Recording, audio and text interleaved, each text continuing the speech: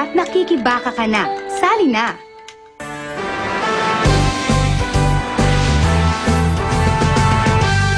Jessie! Jessie! Uy, ano ba? Bitawan mo nga ako. Alam mo, hindi naman talaga ako sasama sa'yo eh. Umalis na lang kay Luigi dahil baka magkagulo pa. Pero ngayon, talagang iiwanan na kita. Hoy, Jessie! Ano ba? Nakikiusap ako. Parang ngayon lang ako nakiusap sa buong buhay ko. Jessie, kailangan kita sa bahay. Huwag mo na akong iwan. Kung kailangan ko lumuhod. Gagawin mo yun? Luluhod ka? Kung kailangan. Sige nga.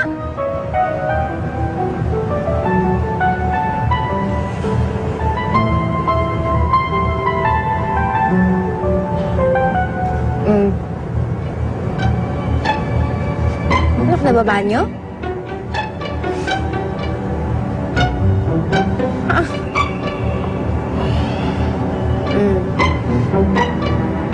O, ayan. Ayan. Ayan. Ayan O, na. yung isa. Ha? Yung isa. Di maganda tignan.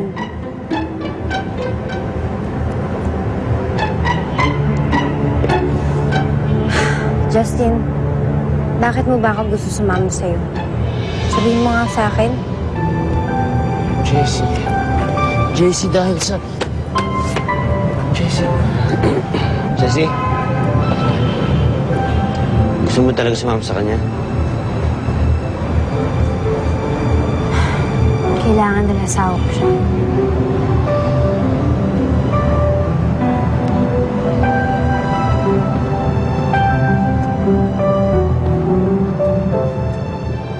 Bakit nandito si Justy? Justy! Habang kwento. Hindi na.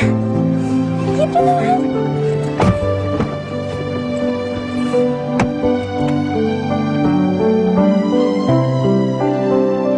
Fake ang kasal? Peke? Yeah. Yung sinabi mong fake ang kasal, sino yung yun? Yung ano, yung pinapanood namin na soap opera. Soap. Soap opera. Peke yung ano, yung kasal ng bida. Yung bida. Yung bida, yung ng soap. Peke. Ayan. Usapan.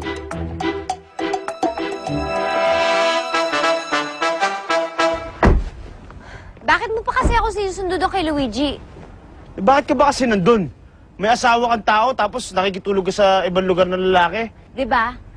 Fake lang ang kasal natin, kontrata lang. Ha? Eh, kahit na may asawa ka pa rin. Alam mo, labo mo, nagugulan ako sa'yo eh. Di ba pinipili kita? Sabi ko ako o si Elaine. Si Elaine yung pinili mo. Ngayon naman, ang gulo mo. Alam ba talagang gusto mo, ha? Hindi ko nga rin alam eh. Hindi ko rin maintindihan.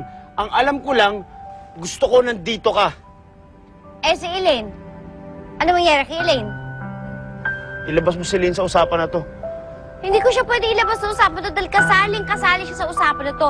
Pinili mo si Elaine, di ba? Masaya na kayo ni Elaine, tanggap ko na yun, wala na sa akin yun. Kaya na nga nilalayuan kita, pero sinusundan mo pa rin ako. Leah.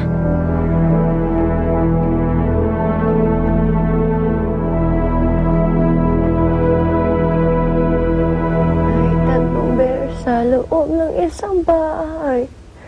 Si Mama Bear, si Papa Bear, Baby Bear.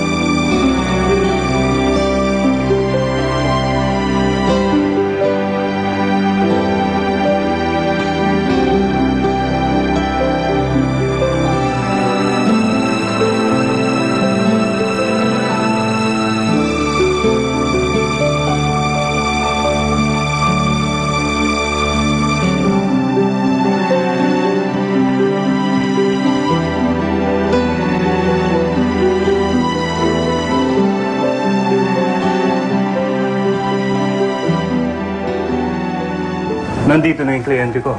Ikaw? We both know that you don't care much for Jessie. Ano pa kayo yung bahay? Hindi ko kailangan ng pera mo. Kaya kung ako sa'yo, tigilan mo na to bago ko makalimutan na magkaibigan tayo. Jessie, hindi ko talaga mapaliwanag yung sarili ko, kaya pwede ba huwag mo na akong kulitin tungkol dito? Ang alam ko lang, hindi ko kaya na wala ka dito sa bahay. Please stay. Aalis na ako pumuntang New York. Pero kung sakaling bago isip mo, na pwede mo rin ako mahalin, maghihintay ako sa park. Kung saan kita sinundo. Kung dumating ka, ibig sabihin, binibigyan mo ako ng chance. Jerry, si Justin. Nakaalis na eh. Kasi may date sila ni Miss Jessie, yung asawa niya. Pa Justin, si Miss Celine, biglang namatay kanina.